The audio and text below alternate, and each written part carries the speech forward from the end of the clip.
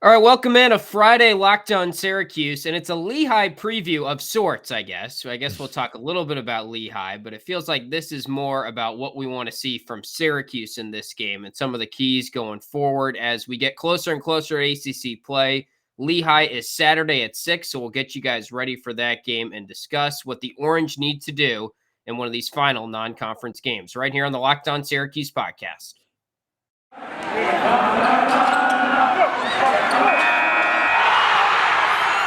You are Locked On Syracuse, your daily podcast on the Syracuse Orange, part of the Locked On Podcast Network, your team every day.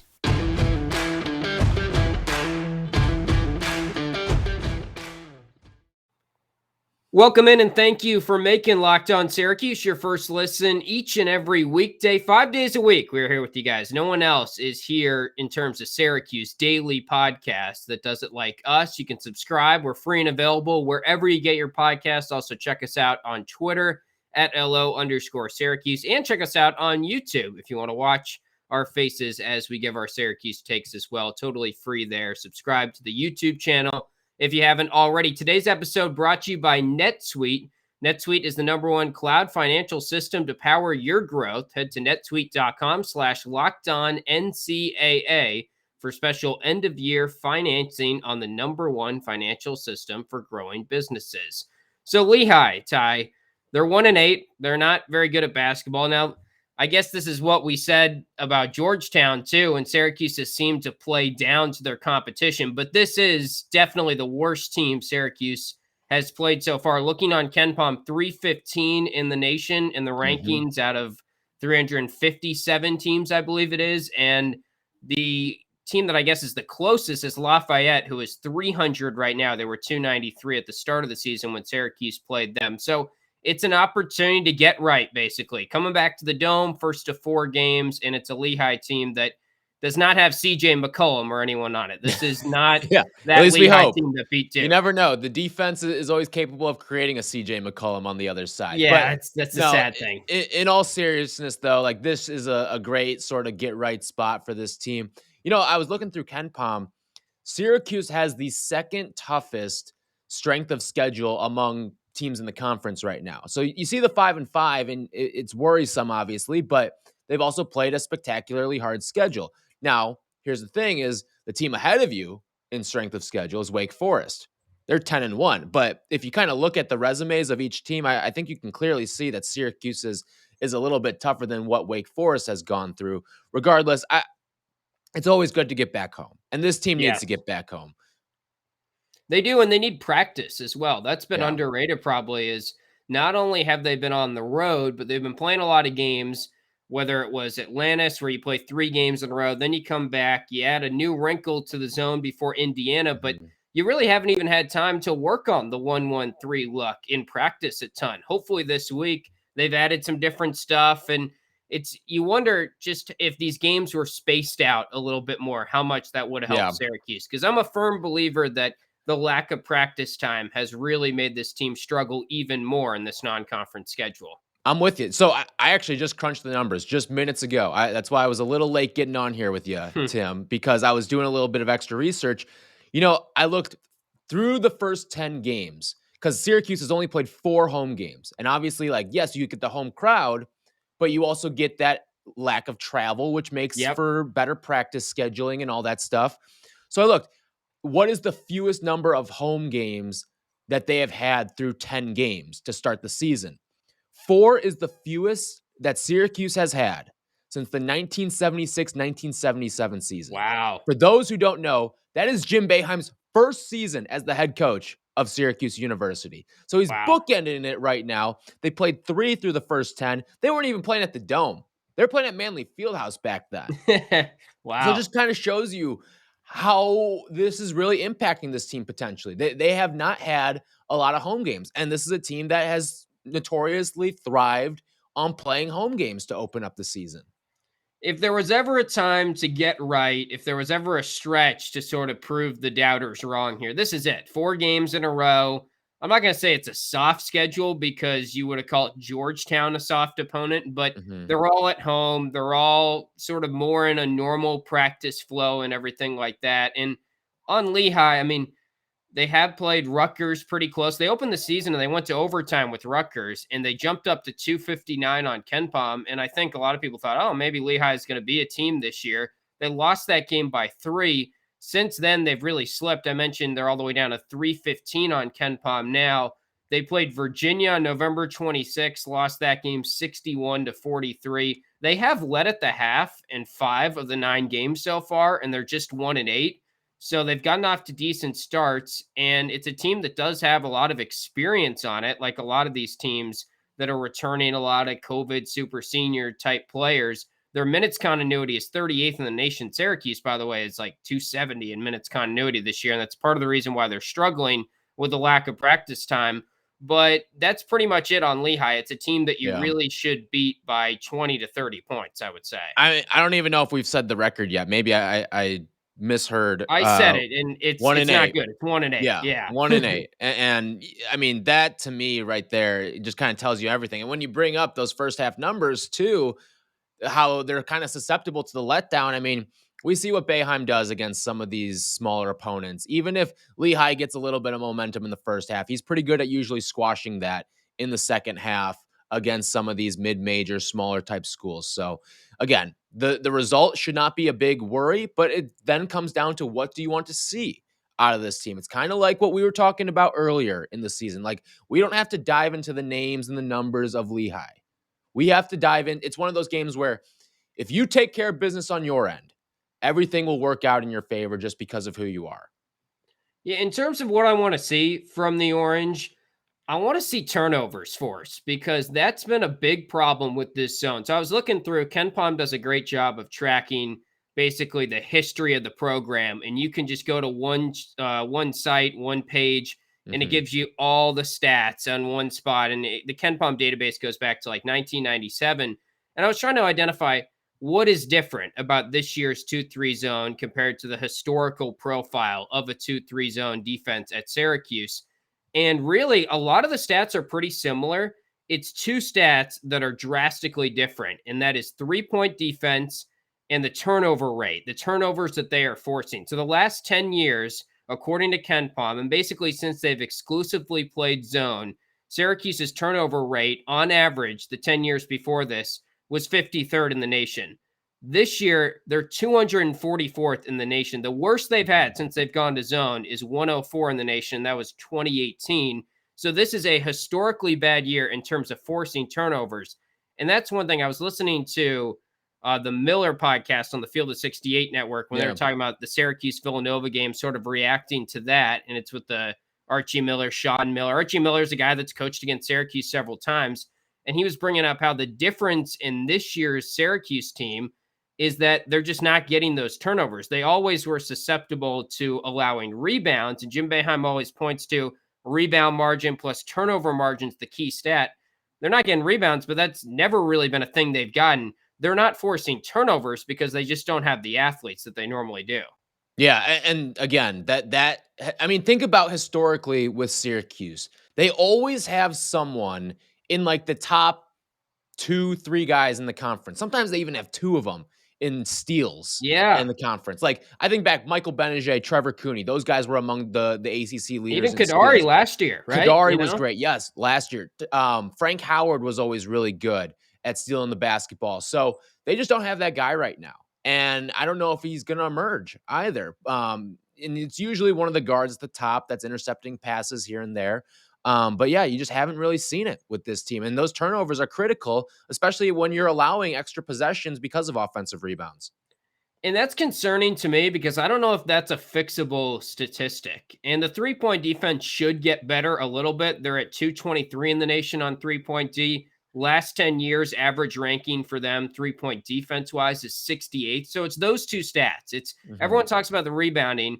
And I know I'll get some flack for this because the rebounding definitely isn't helping them. I get it. But really, if you look at, all right, what is different this year compared to the good Syracuse defenses, the rebounding is not the issue. It's the turnovers are down and the 3-point defense is really down. And Jim Boeheim brought up on his coach's show tonight that also they're just allowing more points in the paint. I think it comes down to the forwards are just not up to speed on the 2-3 zone yet, more than anything. And obviously, Jesse getting in foul trouble hurts as well because of what he brings to you from an interior standpoint. In terms of another thing that I want to see in this game, again, we kind of hit on this on yesterday's show, but the Bennie show needs to start, right? Mhm. And I'm not saying he has to go out and lead the team in scoring. What I'm saying is he has to go out there, play with some confidence, play like he did on that singular drive against Georgetown, where he kind of put his head down, got to the basket, and made a really nice spin move to finish with a layup. That's the type of Bennie we need to see. We need to see ferocity on the boards as well with him, because this is a game where he can really take advantage of his athleticism and maybe turn it into something nice.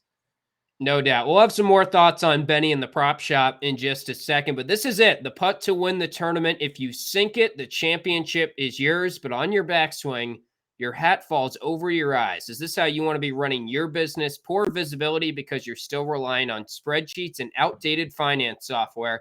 To see the full picture, you need to upgrade to NetSuite by Oracle. NetSuite is the #1 cloud financial system to power your growth with the visibility and control of your financials, inventory, HR, planning, budgeting, and more. NetSuite is everything you need to grow all in one place. 93% of surveyed businesses increase their visibility and control after upgrading to NetSuite. Over 27,000 businesses already use NetSuite, and right now, through the end of the year, NetSuite is offering a one-of-a-kind financing program to those ready to upgrade at netsuite.com/lockedonncaa. Head to netsuite.com/lockedonncaa for special end-of-the-year financing on the #1 financial system for growing businesses. That's netsuite.com/lockedonncaa. BetOnline has you covered all season with more props, odds, and lines than ever before. As football season continues the march to the playoffs, BetOnline remains your #1 spot for all the sports action this season. So head on over to their new updated desktop or mobile site and sign up today and receive your 50% welcome bonus on your first deposit. Just use our promo code LOCKEDON. That's locked on, all one word, to receive that 50% welcome bonus on your first deposit. From basketball, football, NHL, boxing, and UFC, right to your favorite Vegas casino games, don't wait to take advantage of all the amazing offers available for the 2021 season. It's what we use here on the show for the prop shop every single day. BetOnline is the fastest and easiest way to bet all your favorite sports. BetOnline is where the game starts. All right, so getting into that prop shop now and taking a look at it. So we'll start out with Bennie Williams. You were just talking about him. His over-under, a tough one to set. I don't know about you. You can tell me if I'm off here. He's averaging like a point a game, but it feels like this is a game where he could break out. And I said his over-under for points at 4.5. It feels like I'm going to go over, but it feels like there's not really a number that would be appropriate to set that would avoid me from going over. Yeah, I'd imagine he's going to get a fair amount of playing time. And I don't know if you saw, he was on one of the local ESPN Oh, that was shows. awesome. And Yeah. the answer that he gave, I mean, the maturity and the head on this kid is unbelievable. It's so great to see. So basically, in case you missed it, the premise of it was they asked him, like, do you deserve more playing time? And he basically said, no. Like, I mean, Jim Boeheim's a legend. He knows what he's doing. I'm not just going to be given and handed playing time. I need to earn it. And right now, he believes that he hasn't earned said playing time. Now, we can argue about whether or not he earned it against Georgetown and kind of the flash that we saw for a little bit with his limited time then. But for the maturity that he has, and it doesn't feel like he's just saying that because some SID is telling him, hey, don't rock the boat. It genuinely sounds like that's the way that he feels and that he's hungry to take that next step. And it's so good to see, for especially in an era where a lot of guys could be pouting and moaning about their playing time right now. But to answer your question here, 4.5, I'm going to take the over here on Bennie at 4.5. I just think that he's going to get a good amount of playing time in this game. He's going to be able to establish some confidence. And I think he'll end up, like, if I were setting the line, I would probably set it at like 6, right on the number there. Because it doesn't kind of feel like he could settle on 6. Like, don't get me wrong, he can go off for 10 or 12, but at the end of the day, he also could, I mean, look at the last couple of games. He could go off and play 3 minutes as well. Yeah, it's sad that the number is at that point, and we're saying he could go off for 10 or 12, but that would be what it would be if it happened, you know? Yeah. And I will say, I forgot to mention our records. We both went 2-4 in the Georgetown game, did Oh, not help our no. cause. I don't even know if we want to mention the records, but I'm at 17-24. You're at 15-26 so far in the season. I almost thought, Tim's I'm going to take revenge. the under on Benny, and that'll jinx him into actually having a good game. Okay, I have yeah. that power because I'm so bad at Yeah. betting the prop shop this year. Maybe I should just take one for the team. But I do think he's going to score at least 5 points in this game, so I'll take the over. Next up, Joe Girard, over under 15.5 points. Do you think, has this been a good year for Joe? I can't really tell because it's just been up and down, right, to this point? It's better than last year. And I Yes, think that's the but is it important good? part. Well, it's starting to get to the point too, like, you don't want these Joe performances to be empty calories. Like, you heard it all the time with Devin Booker before the Suns started winning. You heard it with Zach LaVine before the Bulls started winning. That phrase, empty calories. You used to hear it with, like, Monte Ellis back in the day too, with the Warriors and stuff like that, where, sure, you're pouring in numbers. It looks good on the stat sheet, but is it contributing to winning?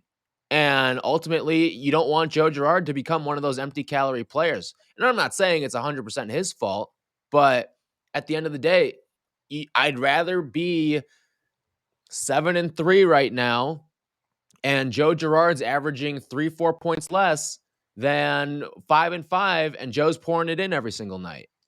Yeah, it's funny. So he's shooting 50% from three. Like, that is absurd. We're getting to a point where he's taken 64 shots here from three. He's knocking down a lot of these 3-pointers, and we're getting pretty deep into the season. And the joke is always, And he's creating good looks for himself too. yeah. And everyone always says, all right, 50, 40, 90 is the goal. He might go 40, 50, 90 this year. He might start a new trend based on the 2-point numbers, because he's always so low. I mean, he's shooting 45% from the field total, but his 2-point field goal percentage has not been great. 89% from the foul line right now, and he missed that big one at the end of Georgetown. Here's the concerning thing for me when you look at his numbers. 4.5 assists. I'd like that to be a little bit higher, but compared to just 3.1 turnovers, the 4 to 3 assist to turnover ratio, basically 4.5 to 3.1, that just needs to get better when you consider that ACC play is coming. Yeah, I'm with you. Again, the turnover rate is something that, and it's not just him. There's a couple guys on this team that you'd probably like a little bit and of it's not a really cleaner a team turnover issue. rate. It's just they're not forcing turnovers on the other end, so it's not like the overall turnover margin is as good as it Well, normally but is. here's the problem, all right? Because there's certain positions that you obviously don't expect to turn the ball over a lot. Like, your center's not going to turn over the ball a lot just because their touches aren't going to be as frequent. But you want to have low turnover rates at the point guard position. Right now, you got Joe Girard at 24%, Samir Torrance at about 26%. Like, that's not good out of the point guard position. That's not the number that you want there. Yeah, that's a good point. All right, so over under 15.5 points. He's averaging 14.7 points per game on the season. I'll take the over. I just think against a team like this, he should be able to get his shots. Yeah, and back in the dome, we know how much he thrives with that crowd. I'll go with the over as well here. And like, this could be a 20-point Joe performance. It might come down to, is he going to get the minutes to get to that number? Yeah. Next up, Jesse Edwards. We're going to go with the rebound prop for him. Over under 7.5 rebounds. I mostly just put this in here because, gosh, this is a game he needs to prove it on the glass. I've been a little underwhelmed with his defensive rebounding, his overall toughness on the inside. After a really good stretch in the Bahamas, he's gone up against some physical teams here, struggled against Villanova, struggled against Georgetown. And to me, he's averaging like 6 rebounds per game, right around there right now. If Syracuse wants to be a good team this year, I want to see him finish the year around 7.5 rebounds. And this is a game you really should just be getting a lot of boards. Yeah, I initially opted to go with the under here, but after looking at it, I mean, the last 3 games, he's put up 12, 7, and 8. So you figure now that the competition eases up a little bit here, they should be primed for him to go over and maybe even get a double-double in this game as well. So I'll take the over. I hate that I have 3 overs here. And so do I. We're jinxing Syracuse right now. Not good. But yeah, and you brought up double-double. Jesse has, I think, had 1 career double-double. That number's got to go up. It's a little disappointing that he's been as effective as he has on the offensive end, but he's not put it all together with more rebounding games as well. As for who will lead Syracuse in scoring, We do this every game. We got Buddy leading the way, plus 125 are his odds. Girard plus 235. Jimmy plus 275. Swider plus 350. Jesse Edwards plus 400. If you want to get frisky, Benny is plus 1,000, or you can pick other for plus 1,000. Maybe a Patty Casey game, late stretches, maybe. A little Samir. Yeah, but I'm going to go Cole Swider, actually. Not really been overly impressed with his offensive game so far this year. He's shooting just 37%, which has to go up. But I think this is kind of like those tune-up games where he can get to his spot. He's going to get clean looks. I mean, Lehigh is allowing teams to shoot 40% from three so far this year. I feel like this is a game back in the Dome after a week of practice. He's going to show out. I'm going to go with Girard just because I think he is probably your leading candidate to get to 20 or so points. And, I mean, congratulations, Buddy Boeheim. This is officially the bounce back game for him since neither of us picked him for this game. But, no, I mean, I think that with Girard, this just seems like one of his games. You know what I mean? Like, there's Girard games. And you can kind of mark them on the calendar before the season even starts. And it feels like this one, after a long, kind of weary road trip of sorts, getting back into your home. And he knows that this team needs a little bit of a kick in the ass, too. And you can tell with him. I think he's getting a little frustrated. Buddy's getting a little frustrated. This needs to start turning into winning. And when it's winning time, I like Girard to step up in some of these moments. Okay, so we'll dive into our score predictions, go over a couple more thoughts on this game and what we want to see from Syracuse. But this holiday season, grab the protein bar that tastes like a candy bar, or even better than a candy bar. It is a Built Bar filled with so much holiday goodness, rich with decadent flavor, covered in chocolate, but amazingly low in calories, sugar, net carbs, and fat, and also high in protein. You get the best of both worlds, delicious and healthy. So many flavors you'll have a hard time choosing. Well, you have raspberry or mint brownie, cherry or double chocolate, one of my personal favorites, the double chocolate, cookies and cream or peanut butter brownie. Man, these are just making me salivate at the mouth thinking about them. Haven't had a Built Bar in a while, need to refuel on my order. You can go to Built.com, use the promo code LOCKED15, get 15% off your order. And they've also got the marshmallowy treats around the holidays as well, the Built Bar Puffs that you really need to get your hands on. They're light, fluffy. The puffs. Just you want to so make good. Someone's Christmas. You want to make someone's holiday. Talk about a stocking stuffer, the Built Bar Puffs. I mean, that would be maybe better than a $20 fill the whole damn stocking up with Built Bar Puffs, and you'll have a winner. Yes, they've got different flavors on the Built Bar Puffs as well. They taste great, and they're somehow filled with protein. Again, go to Built.com, use promo code LOCKED15, get 15% off your order. Use promo code LOCKED15 for 15% off at Built.com. So, score prediction time. Ken Pom projecting Syracuse to win gives Lehigh just a 3% chance, according to his calculations, of upsetting the Orange, and projecting an 86-65 victory for Syracuse. Game is Saturday, 6 p.m. from inside the Dome. So, I guess I would say they'll outdo that. I just think this is the perfect opportunity to come out, play really strong. They usually play good against teams that are above 300 in Ken Pom. I know people will say they played down to their competition this year, but just look at Lafayette. That's kind of the biggest parallel we can draw here. I think they'll get back to shooting a lot of threes, good ball movement because they're not against tight pressure. And coming off a week of practice where Jim Boeheim said today on the coaches show, like, we've had 4 really good days of practice. There's really no excuse to lay an egg here. Yeah, and when you hear coaches say 4 good days of practice, like that usually means something. When you're stringing together those practice, like a coach would rather not say anything than say 4 good. And listen, Jim Boeheim's not one to hold back words either. So I'm with you. I think this is going to feel very similar to the Lafayette game. They won that one by 34 earlier in the season. So I'll go over that projection of 21 that Ken Pom's putting together here. This again, you look at the schedule. You always pin a couple games to be like you get to the century mark, you score 100 points. This is certainly one of them. Right. Yeah, I feel confident, and I guess that's how I felt about Georgetown. I was kind of kicking myself. This is a different confidence. Like, you felt confidence against Georgetown, but at the end of the day, you're still going on the road. You're playing against a power conference opponent. But this is like you are literally playing the bottom of the barrel here. That's a different sort of confidence that you should have. Yeah, as we said, CJ McCollum is not walking through that door Right. for Lehigh here. If you lose this game, it's shack up the season. Forget about it. Like I don't Yeah, even I want to mean, come on the podcast on Monday if that happens.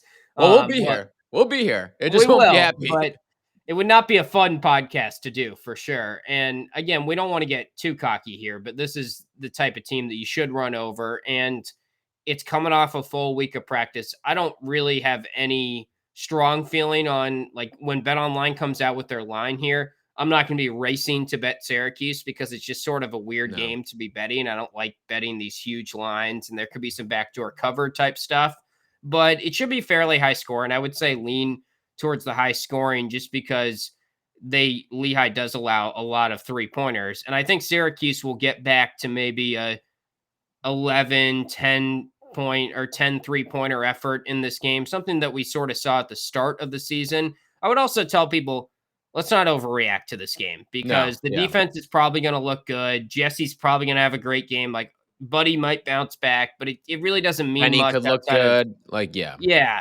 And that's the big thing. I want to see Bennie and I want to see the bench contribute here because if they're not contributing in this game, then I'm really concerned going forward. Yeah, if you don't do it this game, right. There's not going to be many opportunities the rest of the way for you to contribute. So yeah, and we don't know if Cornell's going to happen. That's the other thing. It's not looking super likely as we talk here on Thursday night. So we don't know if Cornell's going to happen, but gun to my head, they're probably going to have a game of some sort. Yeah, I don't know. I hope it just so. probably isn't going to be against Cornell, it feels like right now. Right. And I hope it's in the dome and it's against a team that they should beat and an opportunity for Bennie to, and not just Bennie. We keep talking about him, but like Frank Anselm looked really good in the last game. He's probably been under talked about this week about how big that would be if he came through and started playing some big minutes in the second half for us. Yeah, I'd love to see a good Frank performance here. He was great in that Indiana game down the stretch. Jim Boeheim basically said he won us the game with the free throws. So again, you want to see the bench perform. All three of those guys are going to get their opportunity in this game to perform. And again, if it's not here, it's probably not going to happen at any point this season. Like if Bennie doesn't perform in this one, I don't expect him to get many more opportunities. I really don't. Right. Syracuse, by the way, 4-6 against the spread so far this year. You think it's going to be high scoring or low scoring, if you had to guess? I'll go. I mean, whenever you say one team can get to 100, you automatically lean high scoring. It's just, can the other team kind of pull its weight? And I don't think Syracuse is going to win this game by 50. But no, I'd imagine Lehigh gets to like mid 60s, maybe low 70s in this game. So yeah, I'll go with a high scoring game. I think it'll be like 81-57 Syracuse, something in that neighborhood. Yeah. That was just totally off the top of my head, but that felt like the right numbers. So. Yeah, right now you're doing the math in your head. Is that like a 35-point win? Is that a 25-point win? Right. That could literally go against everything I just said. I have no idea. You're just spewing numbers. But that was just off the top of my head. 81-57. Book it down, folks. If it's anywhere close to that, then I'm done giving predictions for the rest of the season. I'm going out on top.